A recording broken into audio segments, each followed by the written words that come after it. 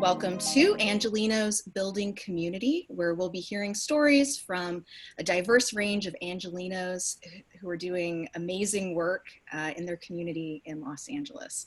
And today, I'm really excited. I'm joined by Madin Lopez, founder and executive director of Project Q. Madin, thank you so much for talking to us today. Thank you so much for having me, Val. It's honestly, as we've been kind of talking about organizations in LA that we wanted to kind of give some platform to, Project Q just came up over and over and over. We are huge fans of your organization and the work that you're doing. Would you tell us a little bit about what Project Q is and what you're doing? Absolutely. Project Q is a 501c3 nonprofit organization. We were founded in 2012 by myself. I've been a hairstylist for a really long time. I've been doing hair since right out of high school. And what I realized was that I needed to be able to give back to my community. The feeling of having a fresh haircut is, I'm sure a lot of people right now can understand that they miss that feeling more than anything. And though it may not be an essential need, it is something that really does change the way that you feel about yourself.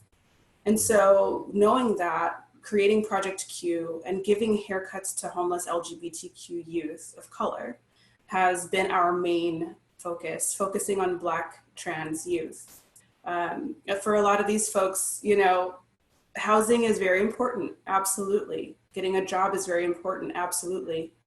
We're judged differently than other people. And so when they look like they're put together and their hair reflects that, because it can feel and look what we would call unprofessional up until recently, a lot quicker than a lot of other folks. And so being able to offer this service of just feeling good about yourself, it turned into this movement of radical self-love and radical worthiness. And so what we're offering the youth now, 7 years later, is much more than a haircut. In order for them to purchase their haircut, what they do is they take our free self-empowering workshops. So we offer financial planning, meditation, nutrition on a budget, all of these different workshops also taught by other queer people of color. So what's happening is not only are they feeling good in their bodies, but they can see other people that look like them, that are doing okay, and they have a representation as to who they get to be in this world. And so Project Q started out as just trying to give someone that feeling, that fresh haircut feeling, to now how do we transform that into every area of your life? How do we make you feel worthy and loved in every single area? That's a lot. That's a lot. And I love that a project that started addressing what is always an external need, but is also internal, that you've had these years to work towards really doing more than just one thing. So you're really working with, of, and for your community. Can you talk a little bit about what community building means to you? Community building, it does truly start with yourself. It starts with being able to trust yourself and know that everything that you are doing is to create safety, awareness, and love right here first. And what that does is that other people will see that and say, I want that. And so then you start to build community for the people around you. And I'll give an example of this. Right before we opened our brick and mortar space that's in Los Angeles, I was literally doing haircuts on my mobile salon at Echo Park Lake. And I would drive my trailer over there every day, and I would park it and I would set it up and I would do my haircuts for the day, and then I would drive it back home. And I really did think I could just do this forever. I can be here, people know where to find me, it'll be great. But what I started to realize is that there were other hairstylists, other queer hairstylists of color, that needed a safe place to work. And so though we had already had the plan to open up a space, it only became more evident that that was necessary. So I had I created that safe space for myself and for my immediate community. And then we broadened it and brought more people in. And that feeling does transfer. When you feel safe and you've created safety for yourself, the people around you are also feeding into that and are learning how to do that for themselves. And so the reason that I bring that up when talking about community building is because there's the word in there, in community, unity. It's not just yourself. As our struggles shift, and as our outreach shifts, we need to shift the way that we do things. And that's, again, apparent within the COVID lifetime. Obviously, we're doing this meeting over Zoom. So this is a part of growing the community that is Project Q. What would you say, you've given so much to the community, what would you say the community has taught you? We had to do virtual programming instead of doing in person. I can't do physical haircuts to make people feel good. So now we're doing, instead we're doing Zoom meetings where I'm teaching partners how to do their partner's hair.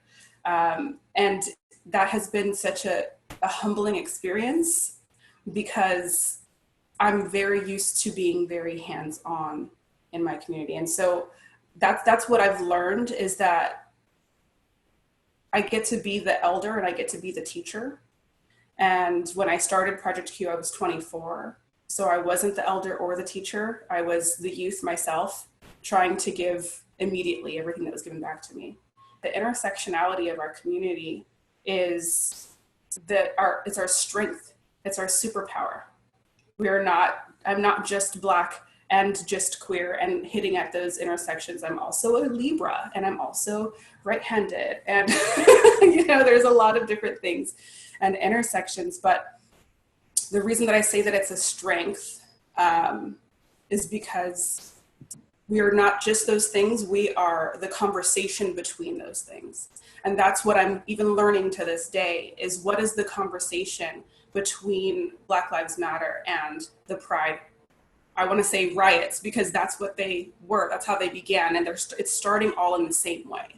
Mm-hmm. And so being able to have these conversations about my community, and within those different sectors for folks that might be queer or might be Black and not really understand the other side, it's that conversation that is the strength. And that's what I'm learning right now. And it's been really beautiful.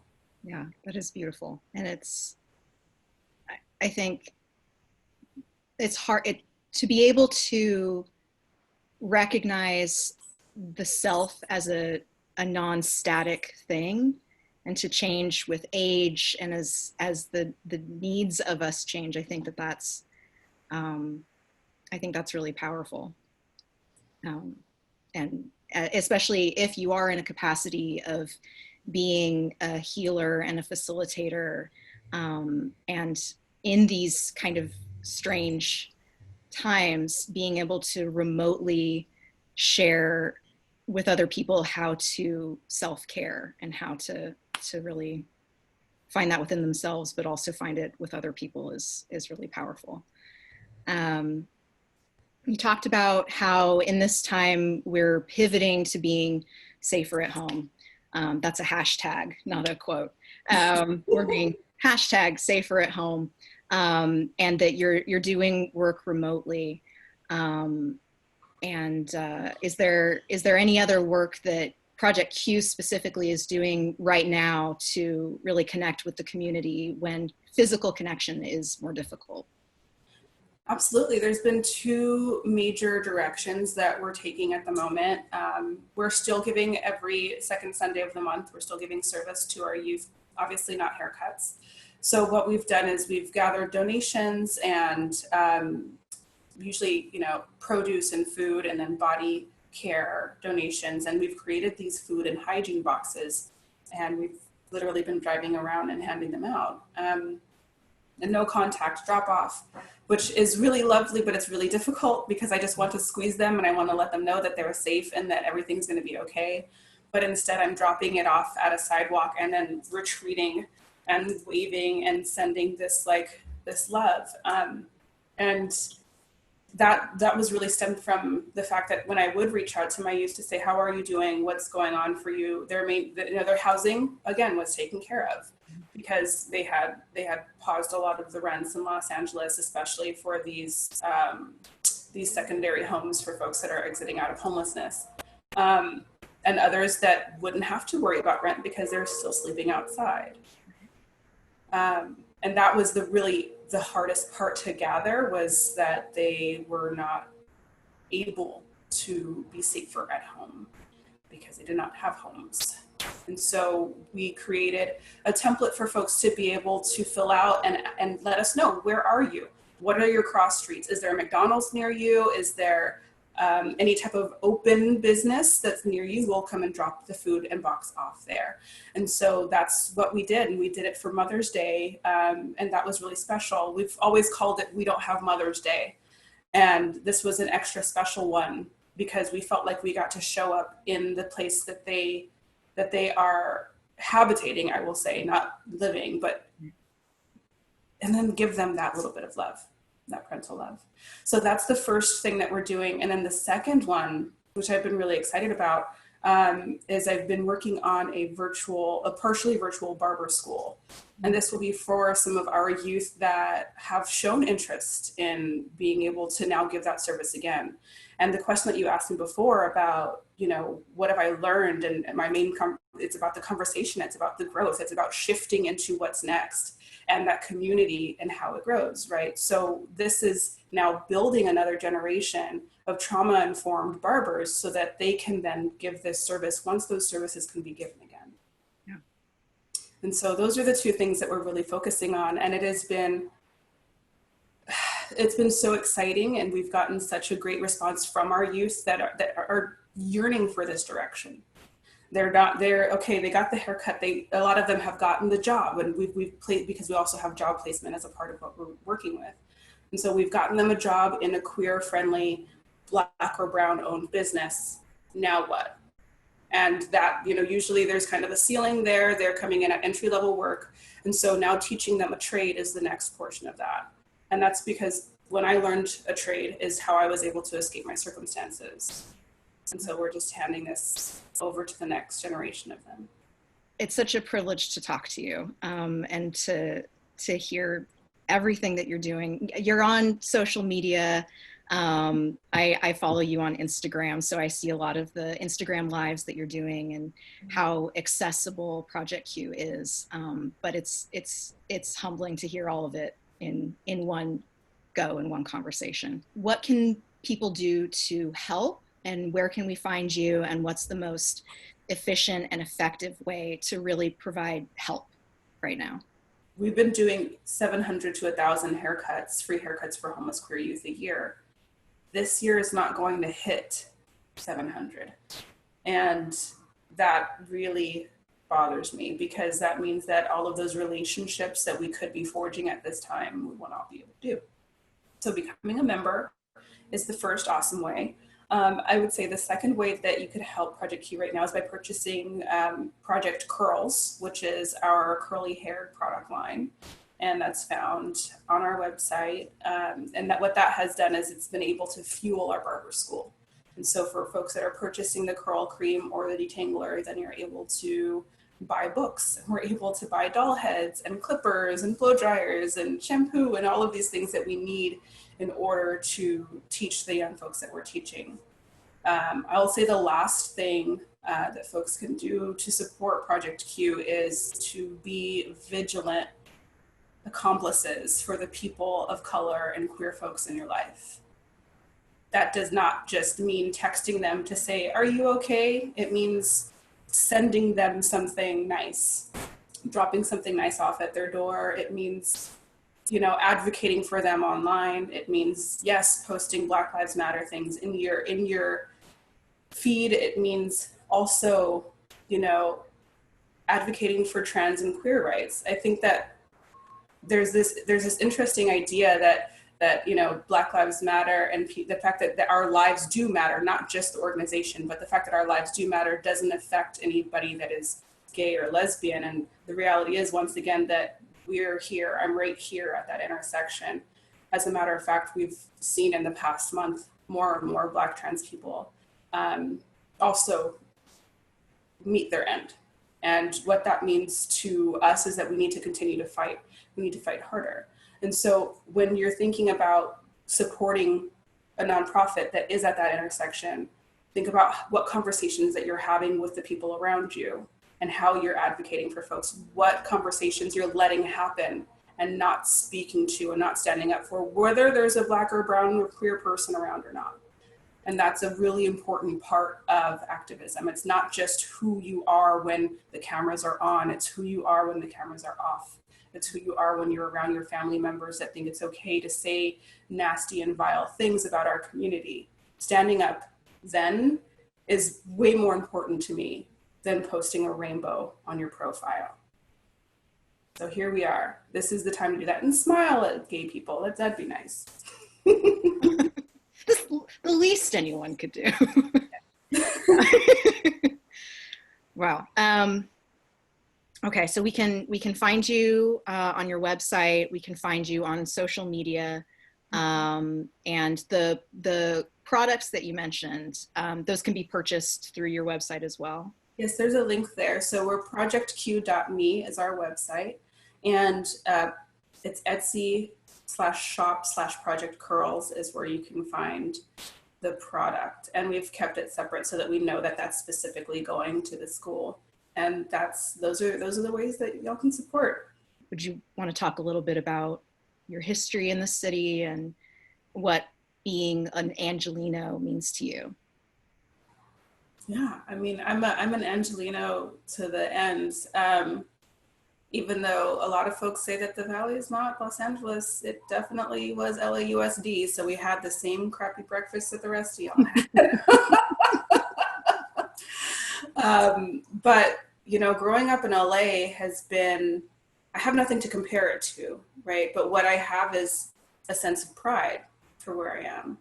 I did not necessarily understand how important bougainvilleas were until I grew up, until I went to other places and then came back and I would see these flowers that meant so much to me in my heart and feel home. Project Q is LA based, excuse me, Project Q is LA based, but we've taken our mobile self-esteem building salon across the country to do haircuts at different LGBT centers for their youth. And coming home was much different. So here we have the support system. We have the largest LGBT center in the world, not just in the United States, but in the world, which means that people are coming here from everywhere to have safety. There is something beautiful though about the mixture of cultures that gets to happen here. You know, growing up and seeing, you know, going to my friends' houses where we could eat all different types of foods, where we had all different texture of hair. Our families all spoke different languages. And here we were in this little hub and they all came here from different states, from different countries, because they heard that there was opportunity, not just in the United States, but in Los Angeles specifically. There's something magical to that. There really, truly is. And the way that things have taken this shift to see so many of the businesses that I grew up going to, you know, on the corner of my parents' houses that are gone now and being replaced with larger businesses that make more money. It's been pretty terrifying. And it's exactly why, you know, having our mobile salon was so important, because it meant that we can stay in LA regardless of what the rents are doing around us or who's purchasing what properties. It is vastly important for us to create space for a lot of our youth that are also from LA that need that love and support. But first we have to create it for ourselves. And so we're right now in downtown, and just first of all, watching the train system grow has been, that has been a wild ride, but being right underneath a train so that the youth that we service can come directly to us is just phenomenal. So LA, I've been here for my whole life and it's grown with us. I really want to say and believe that it has grown along with us and alongside us.